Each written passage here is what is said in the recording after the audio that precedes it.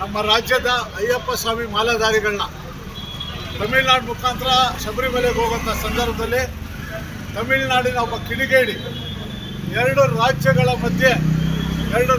ಮಧ್ಯೆ ಶಾಂತಿಯನ್ನು ಕಡುವಂಥ ಕೆಲಸವನ್ನು ಈ ಕಿಡಿಗೇಡಿ ಮಾಡ್ತಿದ್ದಾನೆ. ಈ ಕಿಡಿಗೇಡಿ ಮೇಲೆ ಕಠಿಣವಾದ ಕ್ರಮ ತಗೋಬೇಕಂತೇಳಿ ನಮ್ಮ ರಾಜ್ಯದ ಗೃಹ ಸಚಿವರಾದಂಥ ಪರಮೇಶ್ವರ್ಗೆ ಒತ್ತಾಯವನ್ನು ಹಾಕಿದ್ವಿ.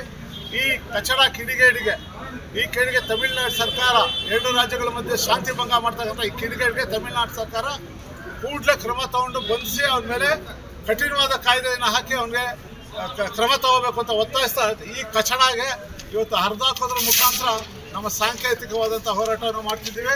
ಮುಂದಿನ ದಿನದಲ್ಲಿ ಹೋರಾಟದ ತೀವ್ರತೆಗೆ ಈ ಕಚಡ ನನ್ನ ಮಗನೇ ಕಾರಣ ಆಗ್ತಾನೆ ಅನ್ನೋದು ತಮಿಳುನಾಡು ಸರ್ಕಾರಕ್ಕೂ ಎಚ್ಚರಿಕೆ ಕೊಡ್ತೀವಿ.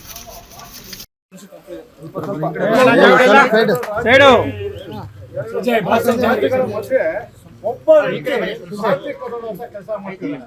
ಕರ್ನಾಟಕದ ತುಮಕೂರು ಜಿಲ್ಲೆಯ ಅಯ್ಯಪ್ಪ ಸ್ವಾಮಿ ಮಾಲಾಧಾರಿಗಳು ಯಾತ್ರೆಗೆ ಹೋಗುವಂತ ಸಂದರ್ಭದಲ್ಲಿ ಒಂದು ಶಹರಿಗೆ ನಮ್ಮ ಧ್ವಜವನ್ನ ಕಟ್ಟಿರ್ತಾರೆ. ಅದನ್ನು ಕಿತ್ತಾಕಿ ಈಗಾಗಲೇ ಸಾಮಾಜಿಕ ಜಾಲತಾಣ ಕಿತ್ತಾಕಿ ಅವ್ರನ್ನ ದೈಹಿಕ ಹಲ್ಲೆ ಮಾಡಿ ಮಾನಸಿಕವಾಗಿ ಹಿಂಸೆ ಕೊಡ್ತಿದ್ದಾನೆ. ನಮ್ಮ ರಾಜ್ಯದ ಗೃಹ ಸಚಿವರಾದ ತಾವು ಅದ್ರ ಮೇಲೆ ಕಠಿಣವಾದ ಕ್ರಮ ತಗೊಳ್ಳಕ್ಕೆ ಆ ರಾಜ್ಯಕ್ಕೆ ಒತ್ತಾಯ ಆಗ್ಬೋದು. ಈಗಾಗಲೇ ನಮ್ಮ ರೂಪೇಶ್ ಕೂಡ ಕೊಟ್ಟಿದ್ದಾರೆ. ಮುಂದೆ ನಾನು ಹಿಡಿತೀವಿ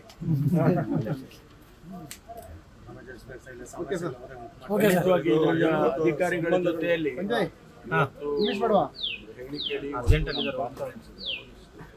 ನಾನೆಲ್ಲ ಹಿರಿಯ ಅಧಿಕಾರಿಗಳು ಇದ್ದಾರೆ, ಅಲ್ಲೇ ಟ್ರೈ ಮಾಡೋಣ, ಚರ್ಚೆ ಮಾಡಿ